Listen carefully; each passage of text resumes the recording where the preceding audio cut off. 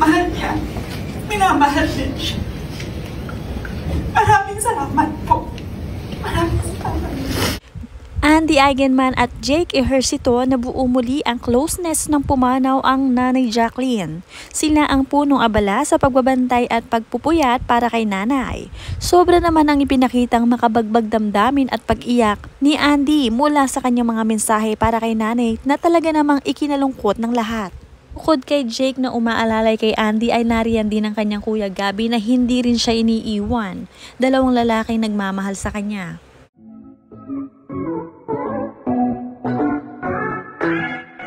Marami ang natouch sa mga binitawang mensahe ni Andy at tribute niya para sa kanyang mahal na nanay. Sabi nga niya, aking ina, wala nang sasakit pa. Panoorin at kung hindi pa nakasubscribe, don't forget to click subscribe and hit the notification bell to keep you updated.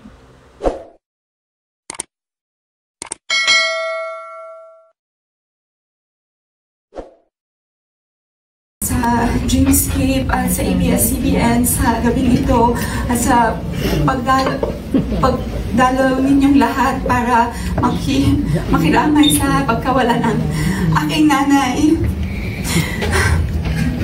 Hindi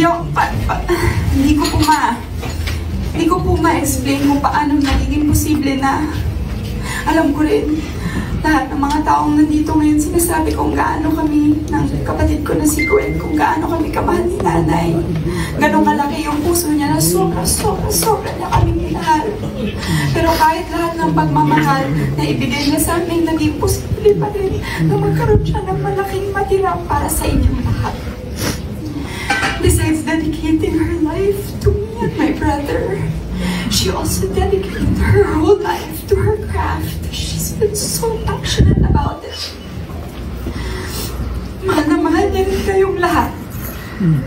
Alam ko na sobrang saya niya na malaman na lahat kayong minamahal niya, minamahal din siya. Maraming salamat po. Maraming salamat. Sa Dreamscape at sa ABS-CBN sa gabing ito at sa pagdalaw ninyong lahat para makiramay sa pagkawala ng aking nanay. Hindi ko po ma-explain kung paano nagiging posible na alam ko rin lahat ng mga taong nandito ngayon sinasabi kung gaano kami ng kapatid ko na si Gwen, kung gaano kami kamahal ni nanay. Ganong kalaki yung puso niya na sobra niya kaming minahal. Pero kahit lahat ng pagmamahal na ibigay niya sa amin, naging posible pa rin na magkaroon siya ng malaking matirang para sa inyong lahat. Besides dedicating her life to me and my brother, she also dedicated her whole life to her craft. She's been so passionate about it. Mahal na mahal niya rin kayong lahat. Nakakahanga ang mga Ejercito. Full support talaga sila kina Andy at Jake. Kahit na nagpuyat ang mga ito, ay ayos lang sa kanila. Tunay nga na sila ay maaasahan ni Andy anumang oras niya sila kailanganin. Nariyan din ang ate ni Jake Ejercito na araw-araw ay nariyan para kay nanay Jacqueline at handa ring magpuyat hanggang sa huli.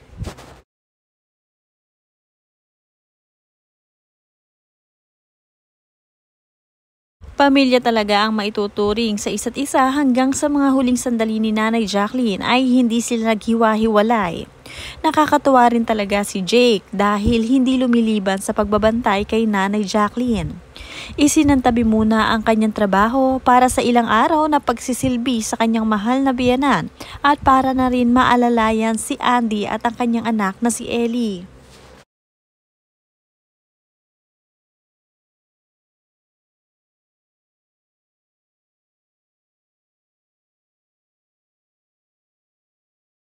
Ito nga ang ikatlong araw ni nanay Jacqueline na wala na sa mundong ibabaw. Patagal ng patagal ay lalong dumarami ang mga bumibisita sa kanyang burol or lamay. Isa na rito ang buong cast ng probinsyano at ang ABS-CBN na kanyang pamilya. Marami talaga nagmamahal sa kanya at hindi nakakalimot kahit hanggang sa huli ng kanyang buhay.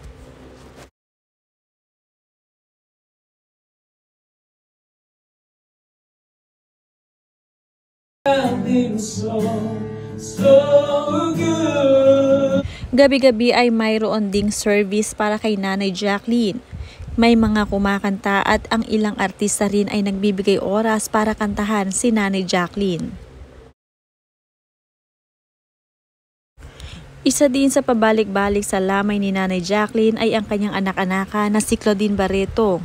Simula pa noong bata si Claudine, noong nag-uumpisa pa lamang siyang artista ay hindi na siya iniiwan ni Nanay Jacqueline at mismong si Nanay ang nagpupunta sa bahay ni Claudine para sila ay magbanding.